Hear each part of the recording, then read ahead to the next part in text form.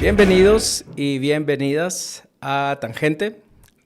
Quiero recordarles que estamos en una serie de capítulos que se llama Cosa de Dios. Y en este espacio lo que intentamos hacer es conversar, reflexionar, discutir, profundizar el fenómeno religioso en Guatemala. En esta ocasión, es el primer episodio de la serie. Esperemos que sea de su agrado y de su gusto. No olviden darle like a la página de Tangente, vernos por YouTube, que eso siempre nos ayuda. El día de hoy nos acompaña una invitada muy especial, con una trayectoria académica muy importante, que conoce, escribe del tema y que nos va a ayudar a comprender el fenómeno religioso en el país.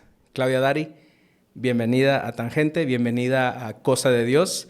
Es un esfuerzo para reflexionar sobre el tema religioso en el país. Y pues nada, ¿cómo podríamos presentar a Claudia Dari desde una trayectoria académica, de tu aporte al país en términos del estudio del fenómeno religioso? Y si gustas, solo si gustas, ¿quién es Claudia Dari? ¿Dónde trabajas? Cuéntanos un poco de ti para que el público te conozca. Bueno, pues muchas gracias por la invitación a Tangente y a este espacio, Cosa de Dios. Es para mí realmente un gusto estar acá y celebro la iniciativa, me parece sumamente importante. Creo que ya hacía falta y seguramente va a llenar un espacio importantísimo de mucho interés social, ¿verdad? No solo académico, sino espero que para públicos muy amplios. Bueno, pues yo estudié en un colegio religioso, pero no tan religioso, en la secundaria y el diversificado, el Instituto Belga Guatemalteco, que estaba administrado por un grupo de hermanas muy abiertas, muy democráticas, y eso a mí me encantó. Y luego pues ya pasé a la Universidad de San Carlos de Guatemala, estudié antropología en la Escuela de Historia. Después de esto, saqué una maestría en Pittsburgh, en Pensilvania, en antropología, y también doctorado en antropología, pero en la Universidad de Albany, en el estado de Nueva York. Pero ya esos estudios de posgrado ya los hice ya bastante, ya mayor, ya casada, ya con hijos, porque no había programas de estudios de posgrado acá. Y bueno, pues siempre me interesó el tema de la religión, sin embargo, no fue lo que empecé yo a trabajar en la investigación. Empecé trabajando tradición oral, literatura oral, trabajando temas sobre artes populares. Luego pasé a otros temas que tenían que ver con campesinado y organización social, pero siempre estaba la espinita de un poco los estudios de la religión, hasta que creo que fue como en el año 86, 87, no, perdón, quizá antes, 85, 86, que unos colegas, un compañero, Luis Amandú, de Uruguay, es mitad uruguayo, mitad holandés, y otro equipo, Guillermo Pedroni, empezamos una investigación sobre el crecimiento protestante en Guatemala, porque empezaba a ser un boom en ese momento. En los 80s. Bueno, o por lo menos se empezó a sonar más, ya existía desde antes, por supuesto. Entonces, yo en ese momento estaba trabajando textiles y pintura indígena en Santiago Atitlán, y pues me dijeron, bueno, ahí estamos viendo que también hay muchísimas iglesias, ¿por qué no vas y averiguas qué está pasando ahí? Y se empezó la investigación, pero fue un espacio bien interesante porque empezamos a leer autores que nunca antes pues yo había leído, y me pareció interesantísimo y muy importante, ¿verdad? Entender esa dinámica de la diversificación religiosa en Guatemala. Y también en este equipo empezamos a deconstruir la idea de la conspiración americana, de que si existían protestantes era por un plan de proyecto, un plan de acción de la CIA para controlar los movimientos revolucionarios, y punto, no había ninguna otra explicación. Entonces, en ese equipo dijimos, es un planteamiento, pero debe haber algo más. El fenómeno es mucho más complejo que eso y tenemos que averiguar qué pasa. Entonces, un poco por ahí empezó. Sin embargo, pues no tuve la oportunidad de continuar con esos estudios, sino después me metí a otros asuntos, a etnicidad, organizaciones mayas, al pueblo xinca, diferentes cosas. Okay. O sea, tu primera aproximación al fenómeno religioso fue un interés del crecimiento de En los primera grupos instancia, sí, protestantes exacto. y como tratar de dar una explicación más amplia de lo que se decía cuál era la razón, ¿verdad?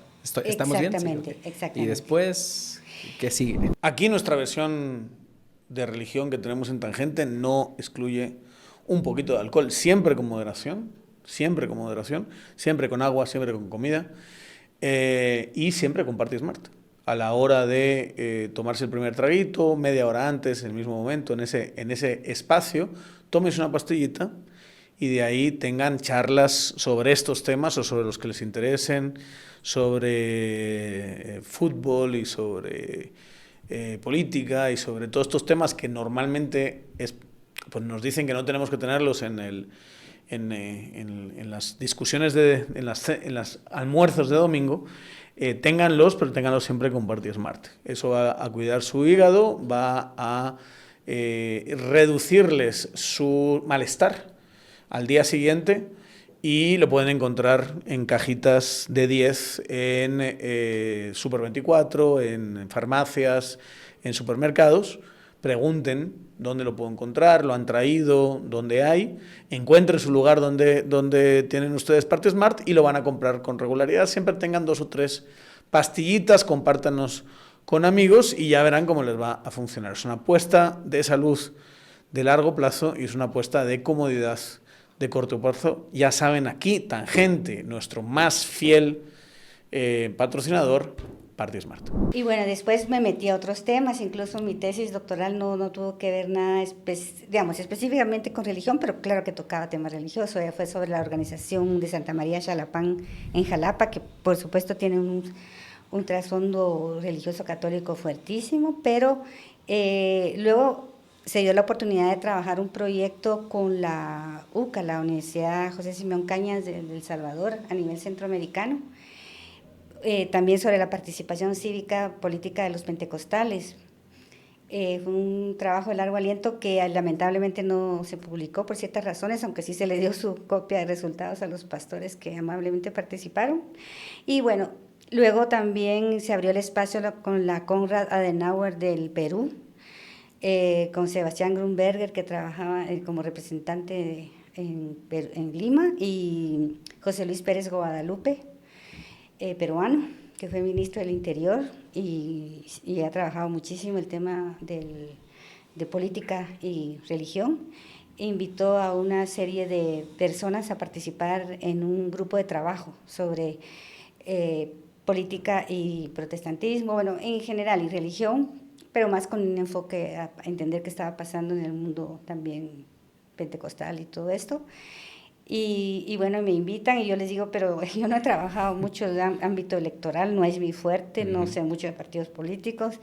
Y me dijeron, pero no importa, no hay nadie que quiera participar. Como casi siempre en la academia, ¿no? Entrémosle. Sí, entrémosle, porque hay muy pocas personas, no encontramos quién de Guatemala quiera participar, nos han dicho que no.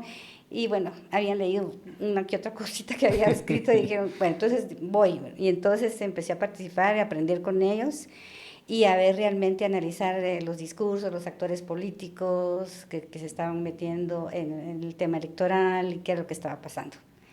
Y por ahí, bueno, y ahora que en el instituto donde yo trabajo, que es el Instituto de Estudios Interétnicos y de los Pueblos Indígenas de la Universidad de San Carlos, estoy en un área que se llama de estudios sociopolíticos y de la religión. Quizá decir área es como muy rimbombante porque solo estoy yo de investigadora. Pero bueno, es un instituto con fondos modestos, pero creo que hemos hecho algunas cosas, algo importante desde el 92, que fue el año de la fundación, hasta acá, en investigación sobre relaciones interétnicas, historia, identidad, etcétera.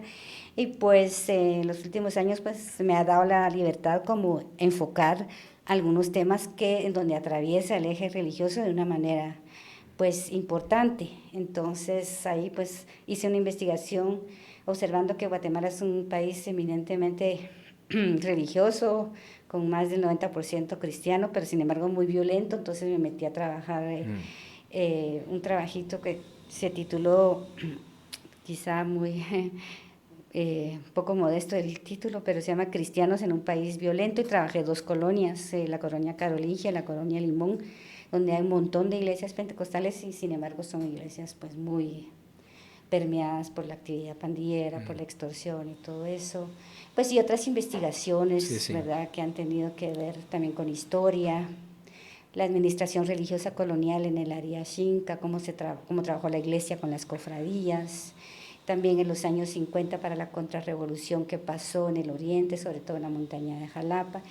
Y ahorita estoy trabajando desde el 2023 la diversidad religiosa en Santiago Atitlán y San Pedro La Laguna. O sea, regresé al lugar donde empecé, bueno, empecé de una manera muy modesta y quizás superficial porque era todavía el conflicto armado interno. Claro, en los 80s. Y bueno, y es viendo ahí cómo, qué ha pasado en estos años, en estos pueblos, cómo ha crecido las iglesias o si se han estancado, qué diversidad hay o cómo también ha trabajado la Iglesia Católica, y ahí estoy. Sí, es una trayectoria impresionante que seguramente mucha de la audiencia de Tangente te conoce y sabe quién eres y te ha leído, pero quizá hay otra parte del público que no sabe quién eres, y este recorrido que nos has hecho generosamente nos ayuda a situar frente a quién estamos, ¿no? Y por qué vamos a hablar de la manera que vamos a hablar contigo, que no solamente yo creo que como antropóloga has recogido la parte académica desde el punto de vista que los antropólogos conocen como ETIC, ¿no? Que ir con el marco conceptual y tener muy claras las ideas de cómo interpretar el fenómeno, pero también creo que has acumulado, dime si estoy equivocado, muchas experiencias desde la vida de las personas, que es desde un punto de vista más de EMIC, ¿no? Por decir de alguna forma, de los antropólogos. No sé si todavía se manejan estas categorías, yo no soy antropólogo, soy sociólogo, pero sé que puedes recoger la experiencia de fondo, y eso es lo que nos gusta, ¿no? Sí, tenemos una intención académica de comprender el fenómeno religioso, pero también nos interesa el sentir y el pensar de las personas, así que muchas gracias nuevamente. Y precisamente lo que te quiero preguntar primero es, ¿cuál es la importancia de estudiar académicamente el fenómeno religioso en las sociedades occidentales en el día de hoy?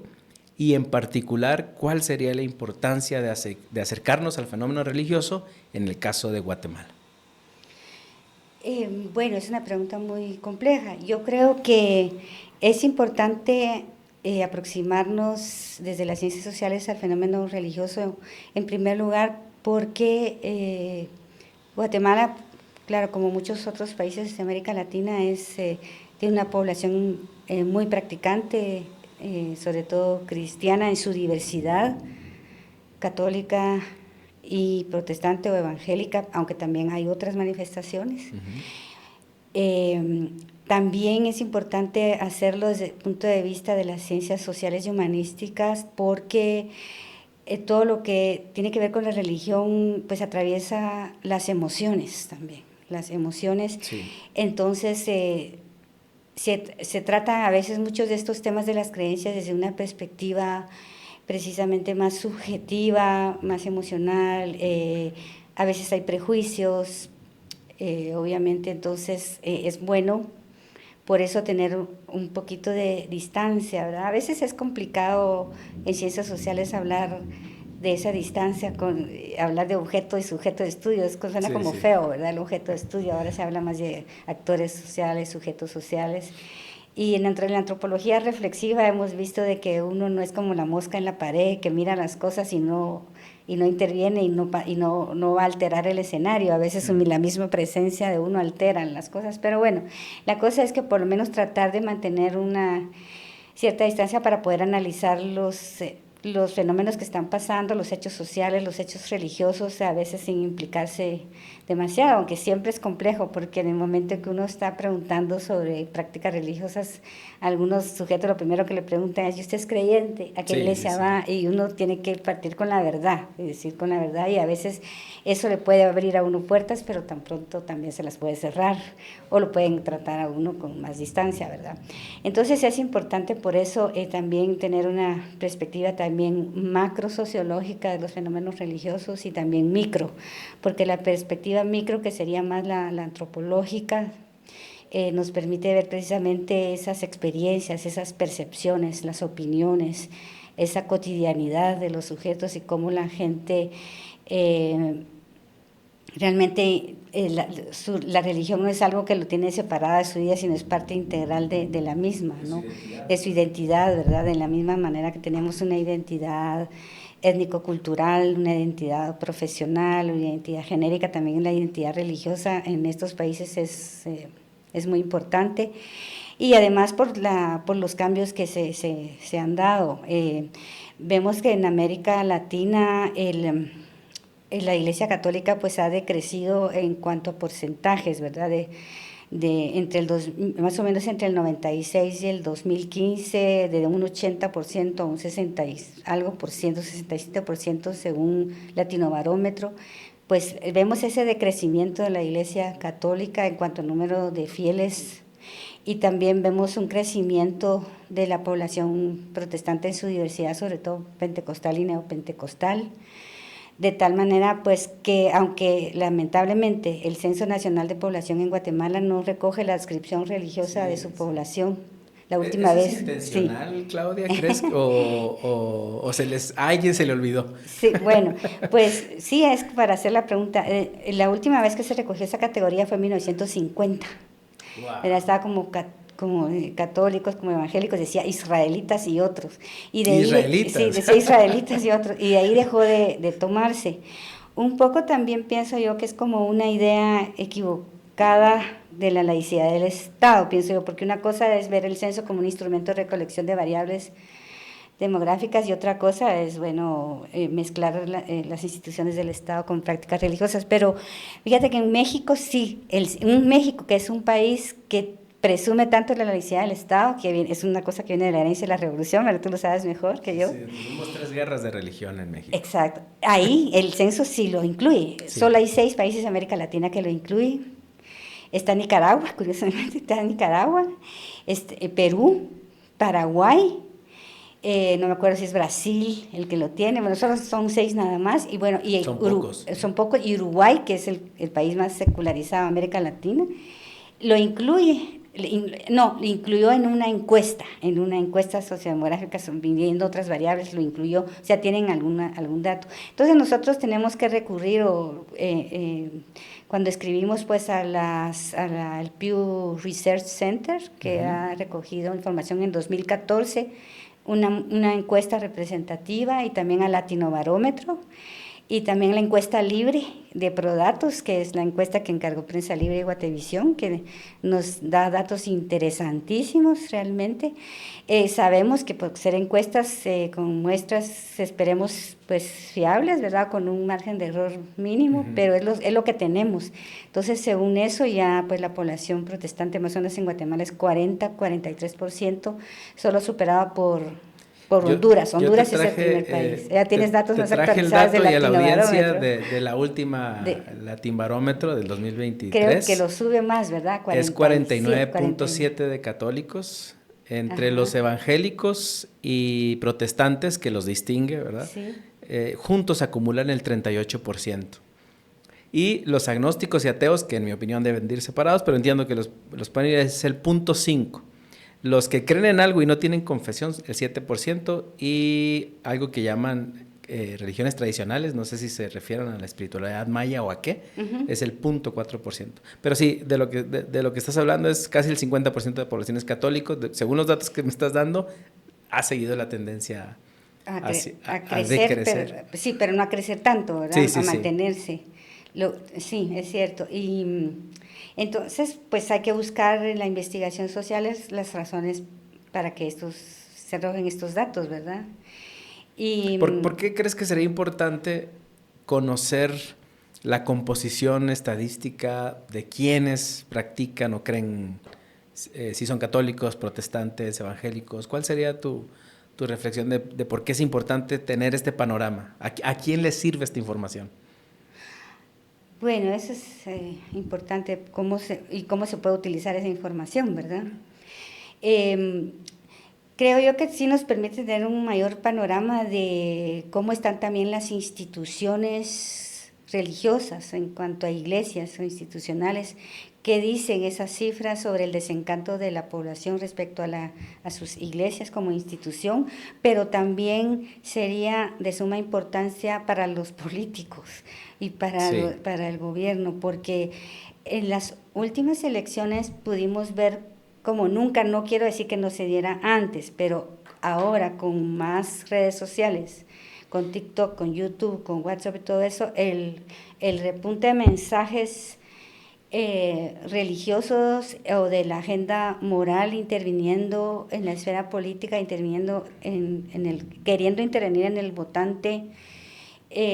Yo creo que si hubiéramos tenido más datos para poder cruzar algunas variables, ¿verdad? O la variable religiosa y la intención de voto, entonces sería muy interesante saber si cómo está respondiendo la población según su adscripción religiosa a los mensajes políticos y respondiendo a los políticos como ciertas figuras y a los partidos.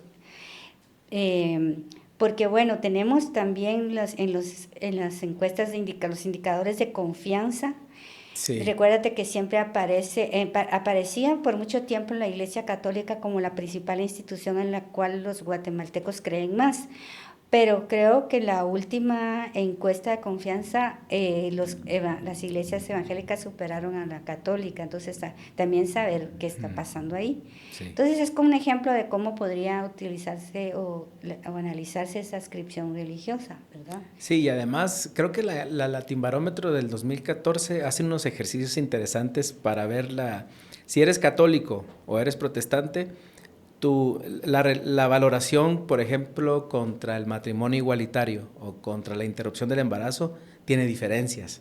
Claro. O sea, no es lo mismo la opinión de un católico en promedio, ¿verdad? Hablando de estadísticas, con respecto a la interrupción del embarazo, por cualquiera de las razones que sea, o con respecto al matrimonio igualitario, distinguen a un católico de un evangélico.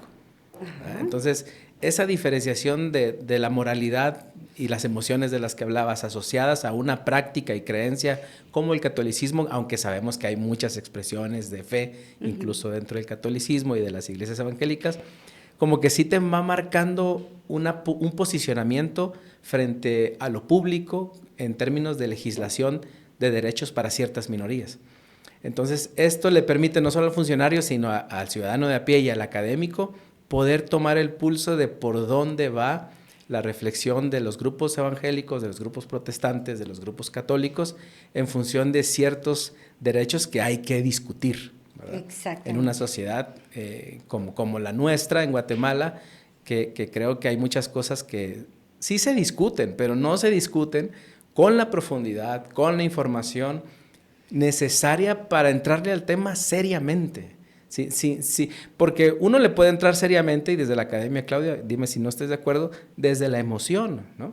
Porque a uno le emociona su trabajo. Por supuesto, uno no va a escribir un informe de investigación imprimiendo sus emociones, pero no sé si tú tienes alguna agenda o algún diario personal en el que vas escribiendo memorias y dices, esta parte cuando yo entrevisté, ¿a qué voy? A que sí, está bien que sientas emoción y enojo e ira con ciertos temas, pero eso hay que matizarlo a través de la discusión informada, ¿no? Y una intención de este espacio es no quitarle la emoción y a lo mejor la polémica. Habrá quien venga a polemizar aquí, no es el caso nuestro en este momento, pero sí es importante tomarle el pulso a la sociedad en términos de creencias porque tiene una incidencia muy importante a la hora de hablar de derechos. No sé qué piensas.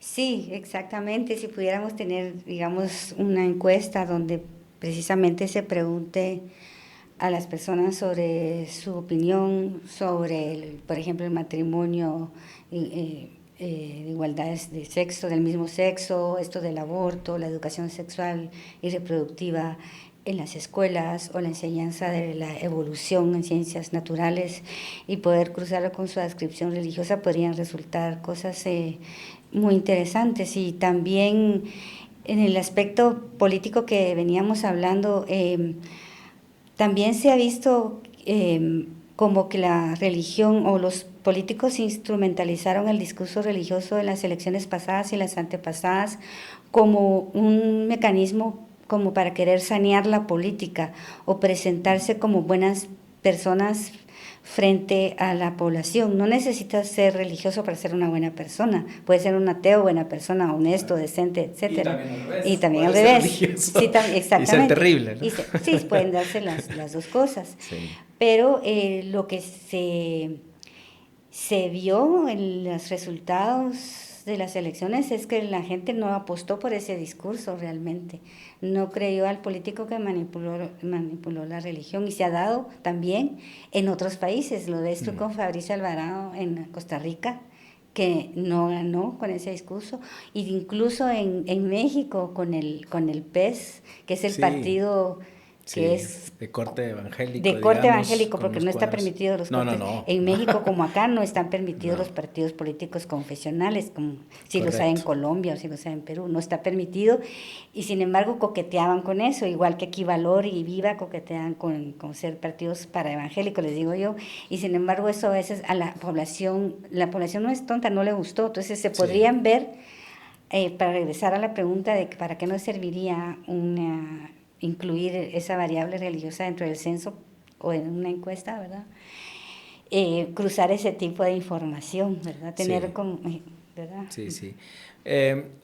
Dentro de lo que has escrito y de lo que has leído y de la comunidad a la que perteneces en términos académicos, ¿cuál dirías que es el aporte de las ciencias sociales, la historia, la sociología, la antropología, para entender el fenómeno religioso en el país? ¿Cuál sería como las columnas, digamos, de las ciencias sociales en su aporte para comprender el fenómeno? Bueno, es bastante diverso. Yo creo que en historia, diría yo que es donde más se ha trabajado el fenómeno religioso. Sin ánimo de aburrir a la audiencia, pero hay un grupo grande de trabajo sobre la historia de la Iglesia Católica en la colonia, los procesos de evangelización. Esos son trabajos muy interesantes desde el siglo XVI hasta el momento de la independencia, el papel de las cofradías en la colonia, la relación también la parte, ya no digamos en toda la expresión artística de la Iglesia Católica, todo lo que tenga que ver con arquitectura, escultura, todo esto, ya no digamos la religiosidad popular católica. Bueno, a algunos quizá no les guste el término. Bueno, podemos dejar unas expresiones de catolicidad en Semana Santa, en arte, en convites. Hay muchísimos trabajos sobre las procesiones, sobre las imágenes. Eso es muy interesante, la parte de historia. También la relación Estado e Iglesia, que algunos autores han tratado, como Mary Holland sería la primera en los años 40, Bruce Calder en los 60, luego está el trabajo muy bueno de Ricardo Bendaña sobre la historia de la Iglesia Católica de 1500 al 2000, otro trabajo de José Luis Chea Urruela. Bueno, hay una serie de trabajos así que han trabajado Estado e Iglesia muy interesantes en antropología yo diría que hay mucho énfasis en la investigación de rituales, creencias y rituales que derivan de las prácticas mayas tradicionales, el costumbrismo, la cofradía, de nuevo, muchísimo enfocado a esta área, a entender ciertos rituales específicos, las danzas indígenas como parte de rituales más complejos religiosos, ¿verdad? Y algunos cambios que se han dado. Siento que hay bastante resistencia y bastante prejuicio en muchos antropólogos para abordar el tema del protestantismo en su diversidad o de los evangélicos. ¿A qué crees que se deba la resistencia? ¿O por cómo la observas? Sí, bueno, estaba analizando las tesis de antropología de la Escuela de Historia, que gracias al entusiasmo de Olga Pérez Molina se hizo un catálogo de tesis fabuloso que lo puedes descargar. Entonces no sé cómo están los temas del Valle porque no trabajo ahí, pero estaba revisándolos y en no sé cuántos años hay una tesis que se dedica al mundo evangélico, Ligia Archila en San Antonio, Aguascalientes. Hay muy poco entusiasmo por ese tema, pero ¿a qué se debe? Tal vez hay otras tesis que no conozco, pero yo siento que también se mira al mundo protestante como que es el destructor de la cultura, que el que cambia la cultura tradicional, Y también se repite un poco esta teoría de la conspiración, de que fue porque creció, se afirma que creció la población evangélica en el periodo de Ríos Montt y que corresponde a la contrainsurgencia, que fue en un momento, en los años 80, cuando muchas personas, como habían sido la Iglesia Católica tan atacada, ¿verdad? Tantos sacerdotes y catequistas muertos. Imagínate los catequistas, los sacerdotes que murieron de Sagrado Corazón en el Quiché, Faustino Villanueva, Gran Cisnera, el padre Rotter en Santiago Atitlán, muchos sacerdotes. Bueno, entonces, eso generó que, según algunos autores, no todos, de que la gente asustada con eso, pues algunos recurrieron a las iglesias. Faltaría comprobarlo también, ¿verdad? Que, bueno, pero bueno, está un poco esa idea de que las iglesias evangélicas corresponden a una conducta conservadora, contrainsurgente, reaccionaria, y que cambian las culturas drásticamente, y ya no tienes a ese indígena prístino y puro tradicional. Entonces yo creo que también hay si bien puede haber algunos aspectos de estos que sean correctos, pero también veo yo que hay más prejuicio porque no se ha investigado lo suficiente sobre qué le dice a las personas, a las comunidades, la conversión a otra religión, ¿verdad? O sea que hay un área de oportunidad de investigación para esclarecer muchas Sí. situaciones relacionadas, por lo que veo, especialmente a cómo se comprende el protestantismo, los evangélicos, los pentecostales, los neopentecostales, según las categorías que usan los sociólogos de la religión, ¿verdad? Sí, Y sí. que no se ha comprendido del todo el crecimiento y pareciera, por lo que dices, que sigue habiendo una hipótesis predominante cuando podría obedecer a otros procesos que no hemos comprendido del todo, ¿no? Sí, exactamente. Y bueno, y también hacer alguna aclaración, ¿verdad? Que cuando, digamos, yo hablo de protestante me refiero pues al movimiento protestante que encabezó Lutero en el siglo XVI, ¿verdad? Cuando estaba Hernán Cortés aquí entrando, estaba Martín Lutero por allá Clavando las tesis clavando en las la puerta de tesis. Wittenberg. Exactamente. Entonces, o sea, a todo ese movimiento, ¿verdad? Que cuestionó tanto una serie de aspectos, ¿verdad? De la Iglesia Católica, las indulgencias, etcétera, etcétera. Sí, A sí, eso sí. nos referimos con protestantes, porque lo quiero aclarar porque para algunas comunidades indígenas, bueno, también algunas mestizas, protestante fue utilizado a veces como un insulto, como algo peyorativo. Sí. ¿Verdad? Se les decía masones y ya más adelante se decía aleluyas, etcétera.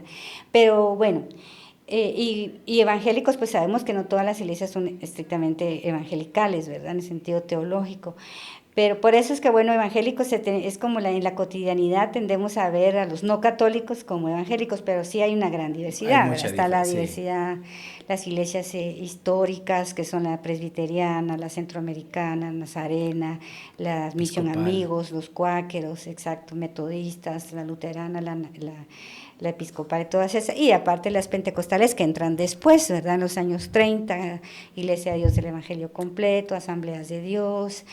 Es un universo bien complejo y ya no Sí. digamos las otras iglesias que están, que hay una discusión todavía sobre cómo clasificarlas como cristiana no trinitaria, como testigos de Jehová, que son pocos. Es que hay tanta diversidad Hay dentro mucha de los cristianismos, diversidad, ¿verdad? o los mormones, ¿verdad?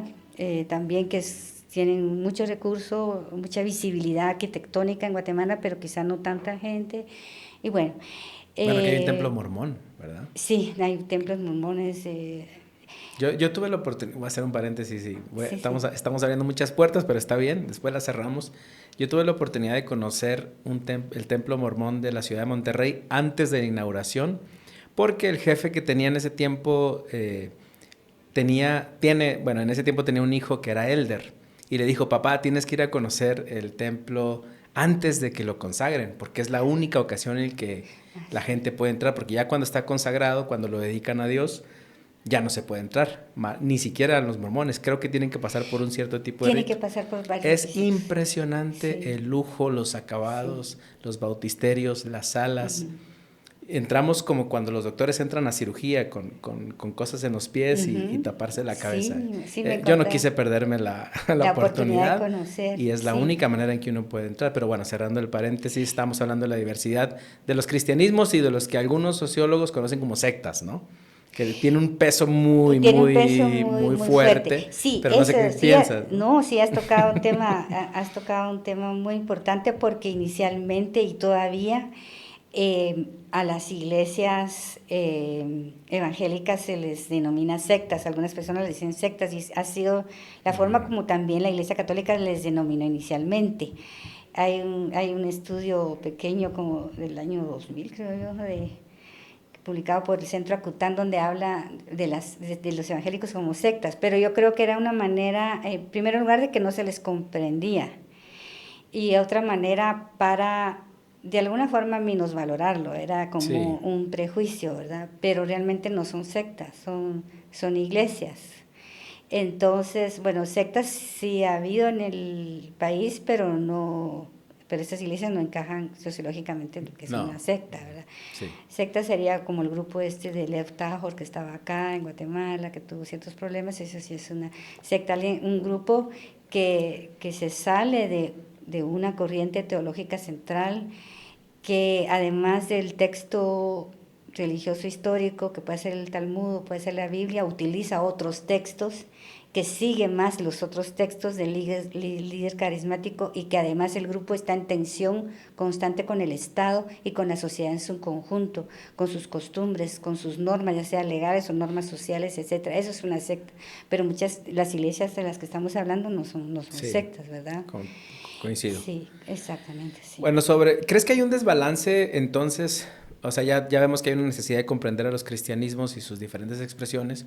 ¿Y qué tan grande es la comunidad que estudia el fenómeno religioso en Guate? ¿Qué tan nutrida es la producción? Y si hay un desbalance ¿qué quiero decir? Hay una mayor atención a los cristianismos más que a las espiritualidades mayas, más que a otras expresiones religiosas de corte popular, como bien las llamaste. ¿Cómo es tu valoración en este campo de estudio? Primero, en número, ¿quiénes, cuántos? No en número exacto, sino que tú me dijiste que eres la única investigadora ahí, ¿verdad? No sé, en otras universidades, otros espacios, la gente está haciendo investigación. Y la otra, si hay un desbalance en los temas. Sí, yo creo que también por razones históricas, pues hay más investigadores en la historia, en antropología, dedicados a temas que tienen que ver con la catolicidad, con la Iglesia Católica como institución, sus políticas, su arte, sus organizaciones, sus cofradías, sus hermandades, etcétera.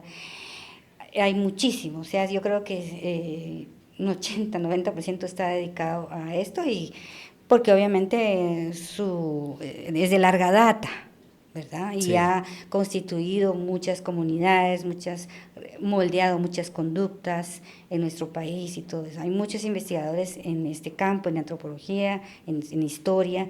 En la parte de investigación sobre el protestantismo en su enorme diversidad, yo diría que hay muy pocos investigadores guatemaltecos. Hay algunos protestantes, ahí predominan los extranjeros. En historia, en antropología, en sociología. Muchos investigadores norteamericanos, alemanes, nórdicos, en Guatemala algunos, y también de los que he visto algunas tesis de sociología, los estudiantes que conozco que hicieron las tesis son protestantes, o bien personas que son académicos de ciertas corrientes evangélicas, como Israel Ortiz, que ha hecho estudios muy buenos sobre también la política y la religión, la reacción o la respuesta de los evangélicos ante la pobreza o ante las estructuras económicas.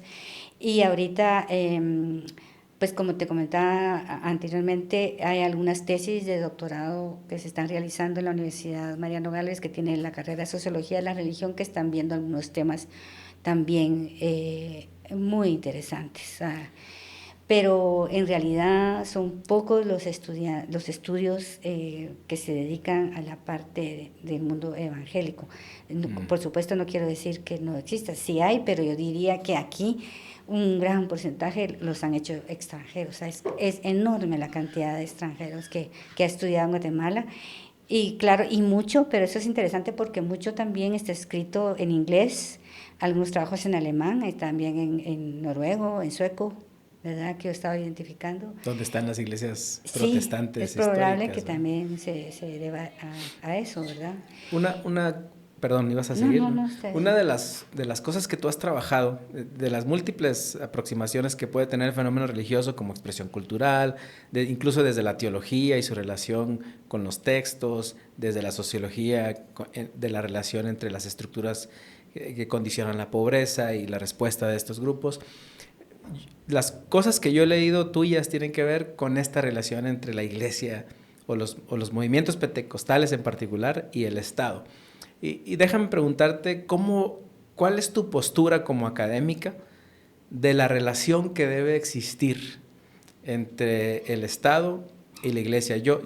Bueno, antes de que me puedas responder, o bueno, mejor primero respóndeme y luego te digo cómo, sin profundizar, cómo la veo yo, pero en tu posicionamiento como académica, ¿cuáles son las relaciones que debe de haber? Y si podemos hablar de algunos linderos, límites, entre estas dos soberanías, por decirlas, nombrarlas de alguna manera. Bueno, creo que primero hay que hablar de la laicidad. Tenemos que abordar 2 temas o 3 temas que están íntimamente relacionados, que es laicidad, secularización y globalización. Uh-huh.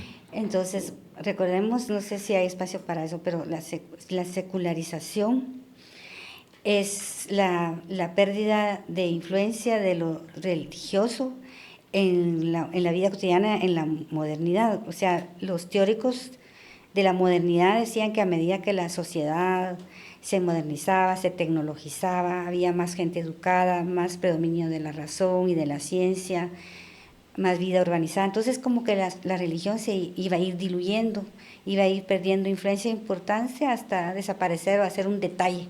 Pero resulta que no fue en así. En la vida privada de las personas. Y que además se iba a privatizar, que iba a quedar solo en el espacio de lo privado.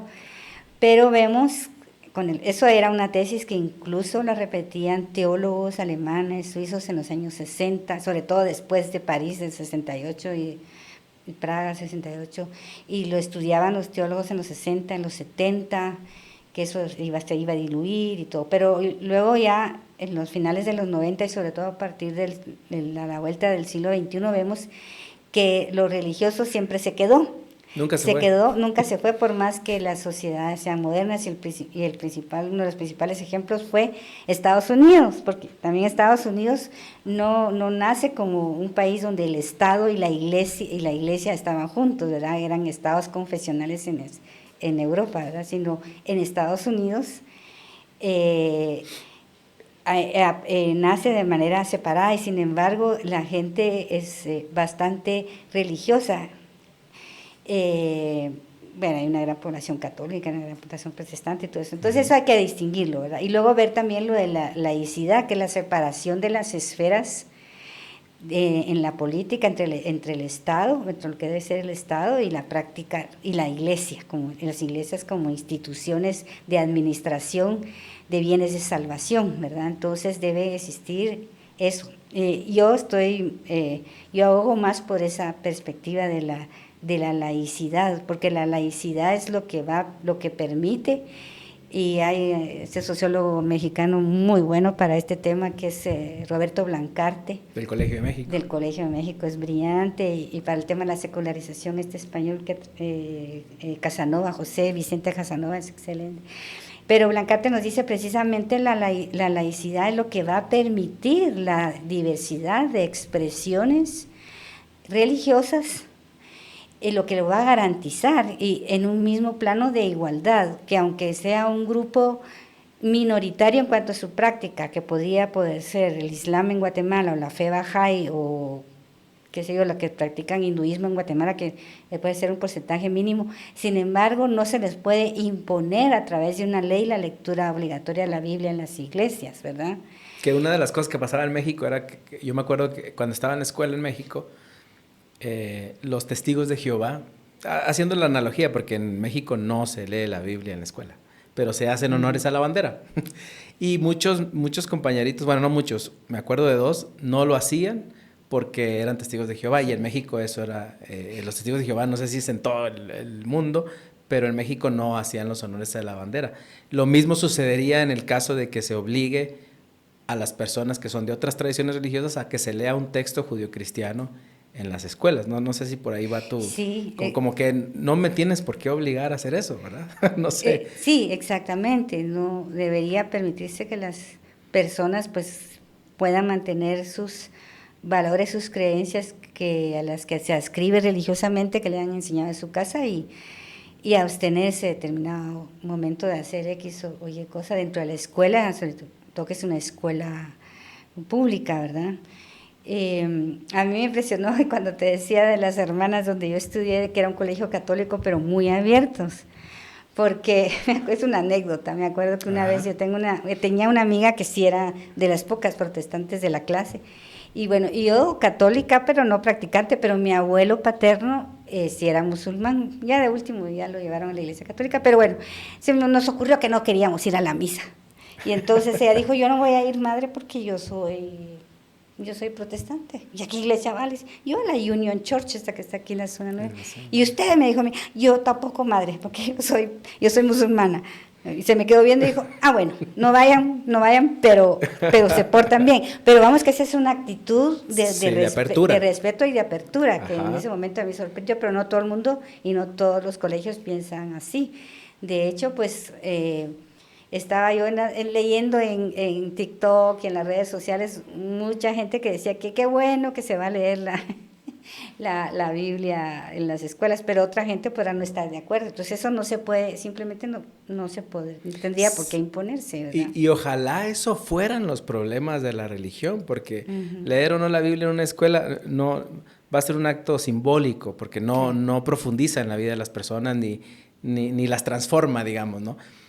Pero el asunto es que sí hay una moralidad predominante, especialmente con respecto a la sexualidad, que sí se intenta imponer, ¿no? Tú lo analizas en uno de los artículos con ciertas iniciativas de ley que tienen ese peligro de convertirse en un monopolio de la moralidad, ¿no? Exacto. Y ahí sí es un problema mucho más grave, y esto nos conecta con lo que estabas diciendo con respecto a la globalización, a la secularización y a la laicidad. No sé si estás de acuerdo conmigo en la lectura que tú haces. La secularización sería un poco más radical con las religiones, ¿no? A lo mejor no las ataca, pero lo que tiene implícito el concepto de secularización es que antes en las sociedades, antes de la modernidad, en el centro de las sociedades estaba Dios, y la vida se organizaba en función especialmente del catolicismo, que en la colonia fue quien predominó y dictaba las normas morales y utilizó la Inquisición para muchas cosas, ¿verdad? Entre ellos, cómo administrar la muerte. Claudio Lomnitz tiene un libro fascinante sobre la idea de la muerte en México, que nos explica cómo la Santa Inquisición empezaba a atacar los ritos que tenían las culturas indígenas con respecto a la muerte, pero eso se extiende, digamos, hasta que empieza a haber una discusión de que ese centro que ocupaba en la sociedad la figura de Dios, en la secularización se iba a desplazar para poner en el centro al individuo. Entonces los aspectos morales, los aspectos que tienen que ver con la organización pública, ya no tienen por qué considerar la moral judeocristiana, que era la predominante, sino los mismos avances del pensamiento de las sociedades occidentales en función de esas minorías para que fueran consideradas en términos de derechos. No sé si coincides conmigo, y que la secularización lo que dice, en el centro de las sociedades están los individuos y sus derechos, y entre muchos derechos que tienen es el derecho a adscribirse a una religión o a practicar su sexualidad de determinada manera, o en lo que se ha abierto en la discusión en muchos países sobre el tema de terminar con la vida de uno mismo, si tiene una enfermedad, la eutanasia, si tiene una enfermedad terminal, o simplemente cree que su calidad de vida ya no quiere que dependa de estar en un hospital por 10 años, lo que sea, el tiempo que le quede de vida conectado a un aparato, y que las legislaciones políticas dicen toda persona tiene derecho a decidir ya no vivir. Y te digo, ojalá fuera la lectura de la Biblia en la escuela, pero no, hay temas muy importantes en términos de derecho. Yo creo que sí, el proceso de secularización tiene ese elemento como de ir desplazando, no porque quiera, sino porque son los procesos históricos sociales que se dan. Y el elemento del laicismo dice, bueno, no podemos deshacernos de la religión. Está ahí están los practicantes, los creyentes, son ciudadanos, que aunque sean mayoría, impongan una forma de moralidad, también tienen derecho a expresar y a emitir su voto y su voz. Y ahí es donde me gusta esa distinción que haces tú, porque la secularización dice, bueno, esto es lo que hay, y la laicidad dice, bueno, pero no podemos obviar a los grupos religiosos que están ahí y con los cuales el Estado tiene que establecer una relación. Entonces, ¿cómo ves tú esa relación en ese parámetro de laicismo? ¿Es una relación de separación, así radical, como la que supuestamente hay en México? ¿Es una relación de colaboración en donde hay dos soberanías en las que cada uno tiene su espacio, en la que administra la vida en la religión y la vida pública? ¿Cómo entiendes tú el laicismo en esta relación Estado e Iglesia?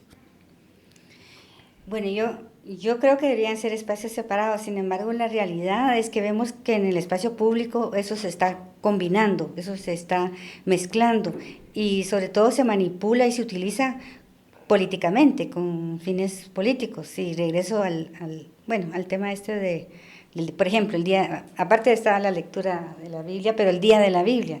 Sí. Que eso ya se practicaba, existe, se practicaba en agosto en las iglesias como sin ley y en septiembre en las iglesias católicas. El asunto es cuando se lleva al Congreso y se le enarbola como una bandera de moralidad, que eso es lo que conviene para hacer sana la política, etcétera, y quiénes, qué diputados y qué partidos lo utilizan, etcétera. Pero eso también quiere decir que hay un problema de fondo más serio en las instituciones y es la legitimidad, que la gente está buscando la legitimidad en aspectos religiosos, cuando lo que lo da es la soberanía y el voto popular y la aprobación de la sociedad civil. Totalmente. Pero al no tener esa aprobación se busca la legitimidad en el discurso, en la práctica y en líderes religiosos que te puedan respaldar. Y ahí es donde sí hay un problema, ¿verdad? Hay una manipulación. Ahí es donde hay una manipulación que no va a beneficiar ni al político ni a la larga tampoco a las iglesias. Ajá. Sí, porque el político sabe que, yo no sé si el católico es sensible al Día de la Biblia o no, pero yo creo que parte del sector protestante y evangélico podría hacerlo. No puedo asegurarlo, ¿verdad? Pero el político sabe que según los datos de la APOP que tengo aquí, 4 de cada 10 guatemaltecos mayores de edad son evangélicos o protestantes. Él sabe que tiene ahí un cuerpo... Un botín electoral. Un botín, iba a decir un cuerpo capturado, pero tú lo dijiste mejor, sí, no es un cuerpo capturado, es un botín electoral que sabe que más de alguno va a caer en esa narrativa que yo no quiero decir que es falsa o no, tengo mis intuiciones, pero que sí se maneja y se manipula a un pueblo que tiene una fe verdadera, ¿verdad? O sea, tiene una fe que realmente la expresa como la expresa y pueden decir muchas cosas con respecto al término de derechos, pero eso es un pueblo que está ahí, que no se puede obviar y que en esta relación de Estado e Iglesia hay que establecer esos linderos de los que yo te decía. Entonces, me parece importante eso que dices, una manipulación intencional de la religión que no se vale, pues. O bien también hay también un uso simbólico de ciertos aspectos religiosos o de religiosidad,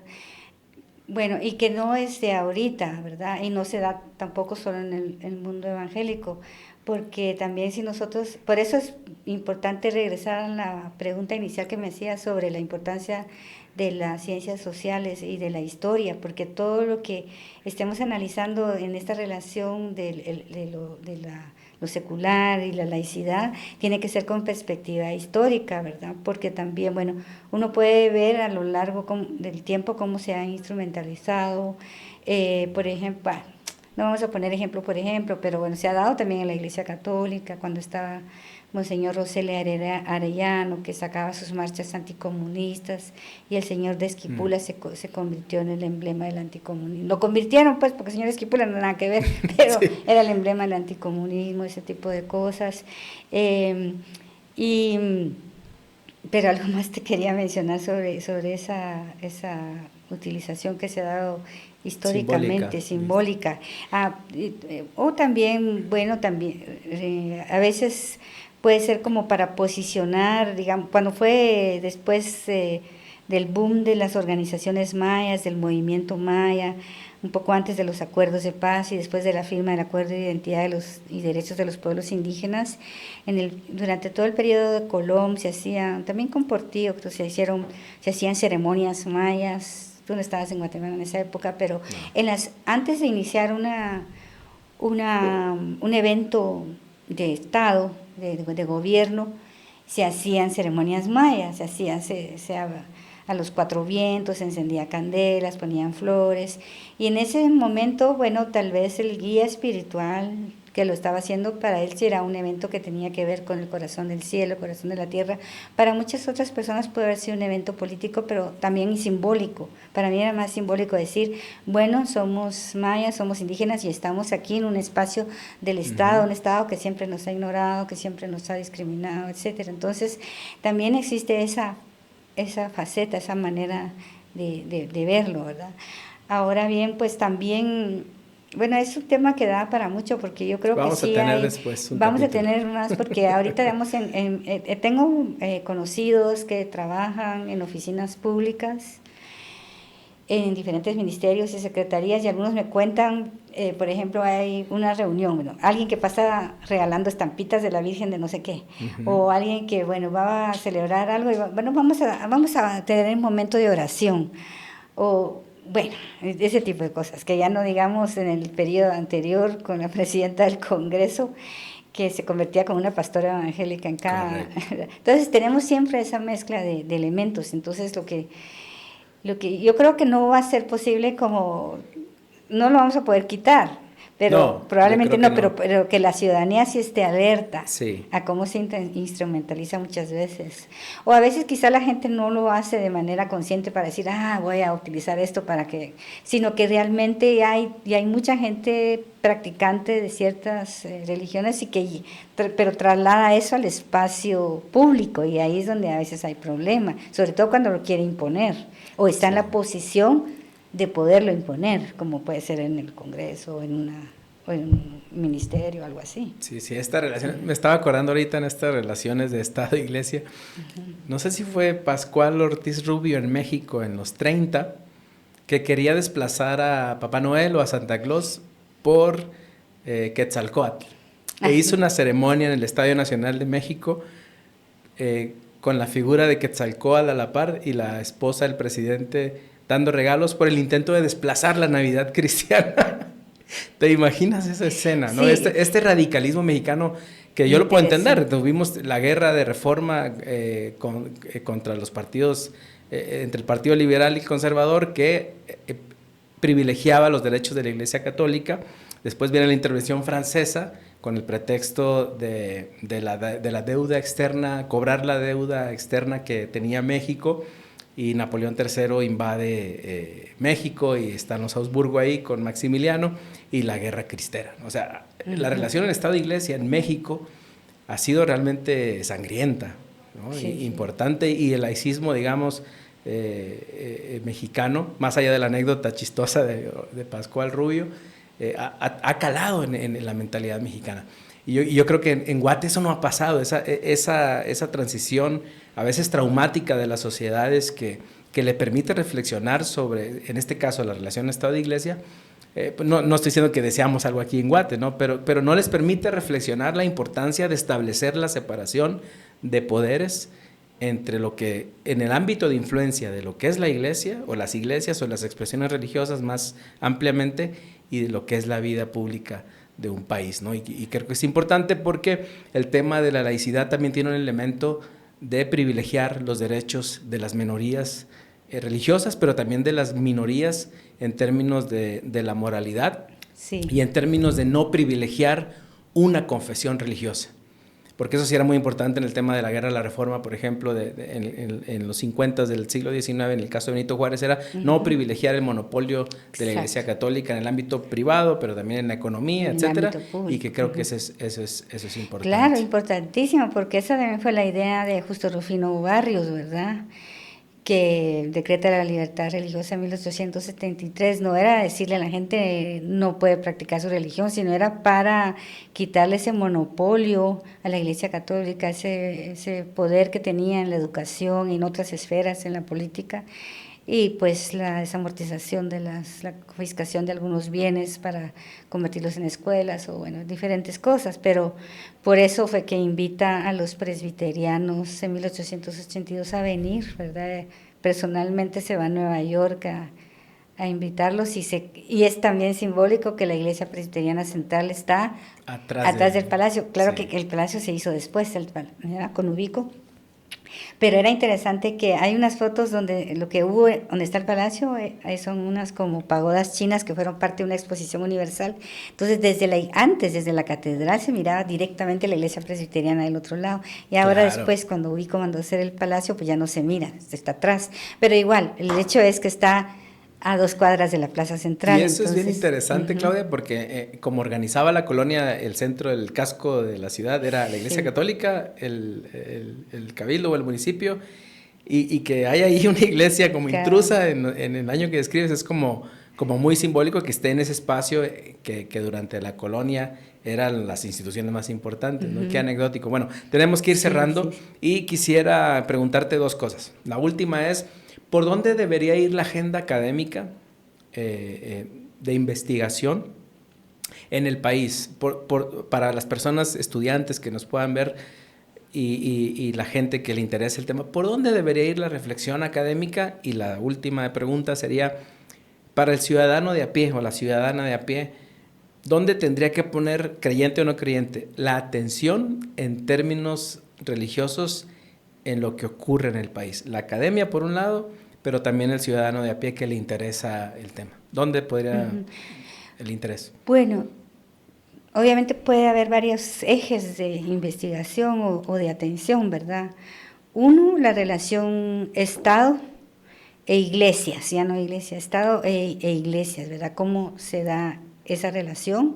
Y también, y Estado-religión, teniendo como ejes transversales ciertas categorías como las que hemos analizado, empezando por laicidad, ¿verdad? Y secularización.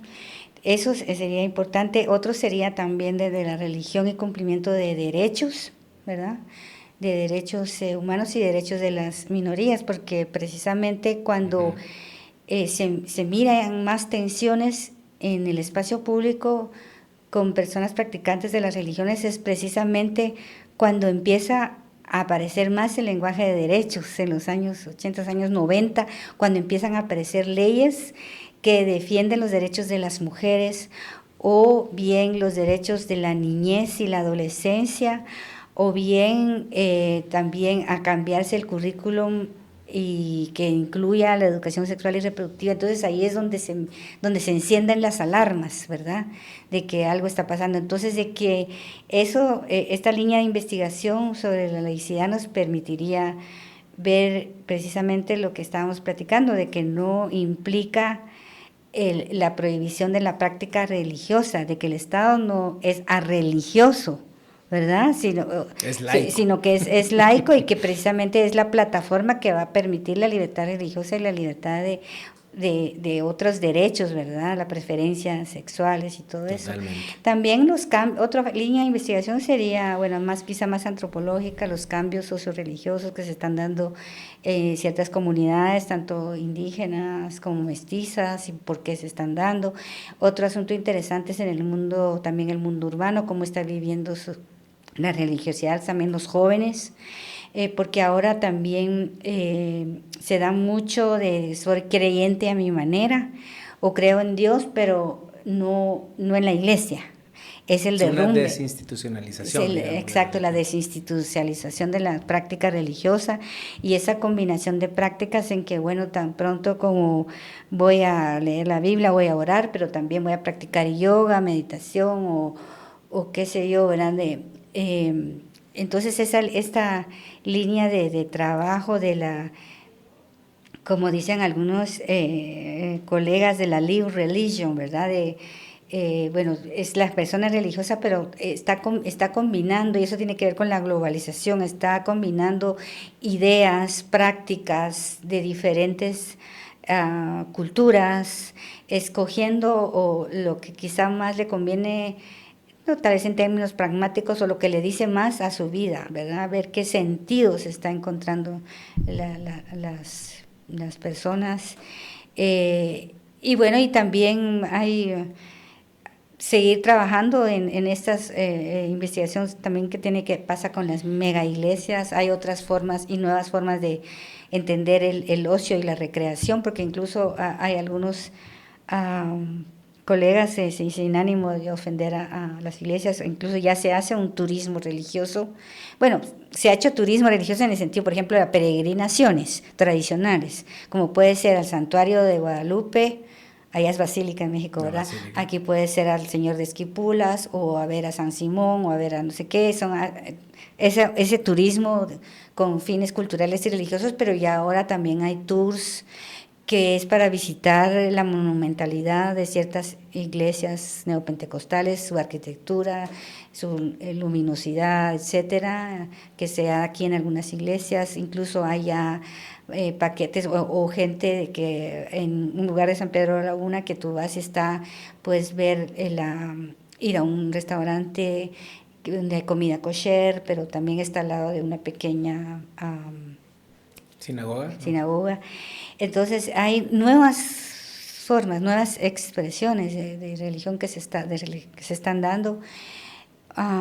Alguien ha de estar trabajando también algo del Islam en Guatemala, que hay poco también del judaísmo. Hay una gran cantidad de vetas analíticas que se pueden investigar, ¿verdad? Pero yo sí creo también que es interesante ver también la práctica religiosa en los espacios públicos, el espacio de Estado, que yo creo que está reviviendo ahora más que nunca, ¿verdad? No quiero decir que esté malo, está bien, simplemente se está dando y hay que analizar por qué.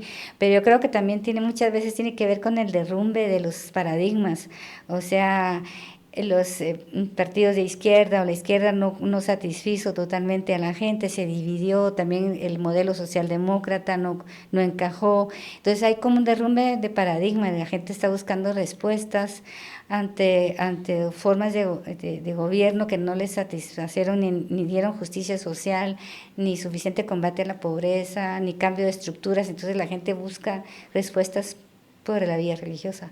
Totalmente. Claudia, te agradezco mucho que hayas estado aquí con nosotros en Tangente y específicamente también en Cosa de Dios. Esperamos que no sea la última vez. Vamos a tener una serie de 10 programas y si a la gente le gusta, como nos aproximamos al fenómeno religioso, pues podemos tener más. Pero muchísimas gracias. Muchas gracias a ustedes por seguirnos y acuérdense de darle clic y nos vemos en la segunda entrega de Cosa de Dios.